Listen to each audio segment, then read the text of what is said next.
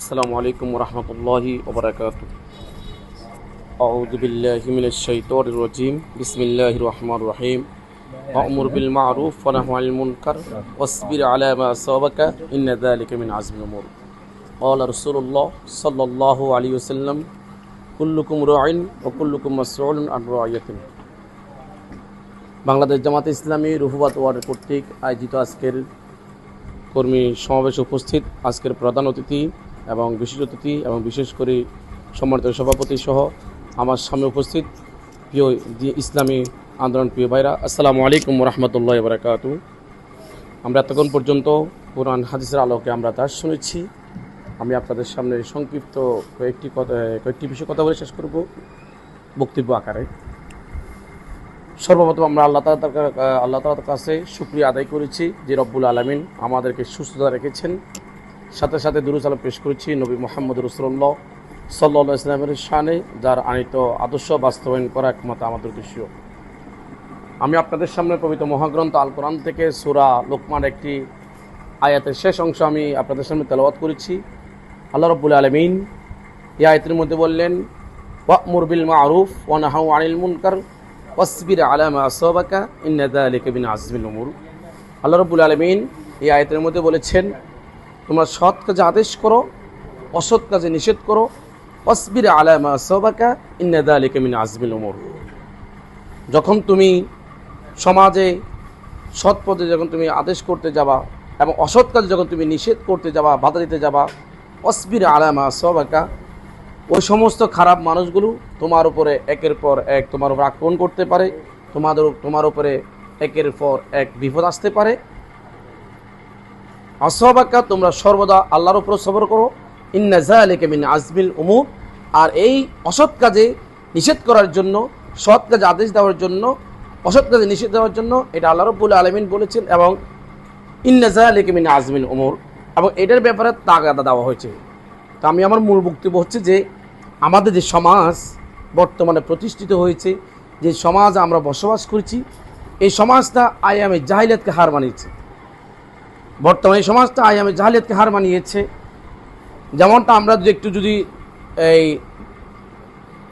আপনার চিন্তা ভাবনা করি, আগেরকার সময়ের মধ্যে আমরা দেখতাম কন্যা সন্তান পৃথিবীতে আসার পরে তাকে জীবিত হত্যা করা হতো।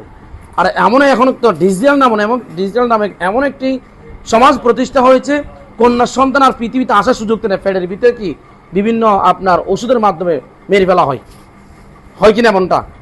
তো এই সমাজকে, এই অন্ধকার সমাজকে, জাহিলি সমাজকে, এই সমাজের মানুষগুলোকে আমাদেরকে অন্ধকার থেকে, জাহিলির থেকে, আমাদের অত্যাচার জুলুম থেকে বের করে আনতে হলে এক নম্বর আমাদের দায়িত্ব হচ্ছে যে সৎ কাজে আমাদের আদেশ করতে হবে এবং অসৎ কাজে আমাদের নিষেধ করতে হবে।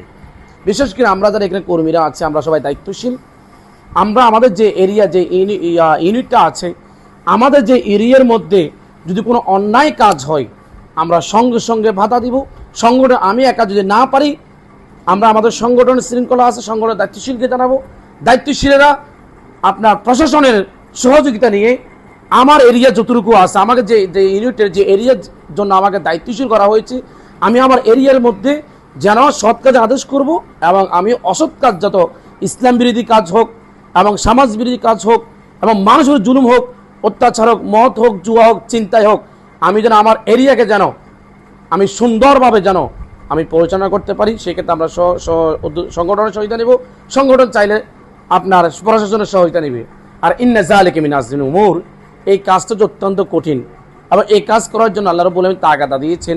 কেন বর্তমান সময়ের মধ্যে অন্যায়ের বিরুদ্ধে দাঁড়িয়ে, বাতিলের চোখে চোখ লাগিয়ে, আপনার দুর্নীতি বিরুদ্ধে এবং জুলুমকারীদের বিরুদ্ধে চোখে চোখ রেখে কথা বলা, ইন্না যালিকা মিন আযমিল উমুর, এটা একটা হিম্মতওয়ালা কাজ। আলহামদুলিল্লাহ, আল্লাহ রাব্বুল আলামিন যে আল্লাহ তাআলা আমাদেরকে মানুষ থেকে বাছাইকৃত করে বাংলাদেশ জামাত ইসলামিক নামক একটি সংগঠনে যে আল্লাহ তাআলা আমাদেরকে যে সংঘবদ্ধ করেছেন, সেটা আল্লাহ তাআলার কাছে আমরা বিশেষভাবে শুকরিয়া আদায় করছি। আর বিশেষ করে আমরা যে দায়িত্বশীল, কুল্লুকুম রা'ইন ওয়া কুল্লুকুম মাসউলুন আন রা'ইয়াতিহি, আমরা সবাই দায়িত্বশীল। আর আমাদেরকে দায়িত্ব সম্পর্কে আল্লাহ রাব্বুল আলামিন জিজ্ঞাসিত করবেন। হয়তো আমরা দায়িত্বশীল থেকে ফিরে যেতে পারি আপনার মিথ্যা আশ্রয় নিয়ে বা বিভিন্ন অজুহাতে, কিন্তু আল্লাহ রাব্বুল আলামিনের কাছে কি আমরা কেউ বাঁচতে পারবো? বলেন, কেউ বাঁচতে পারবো না।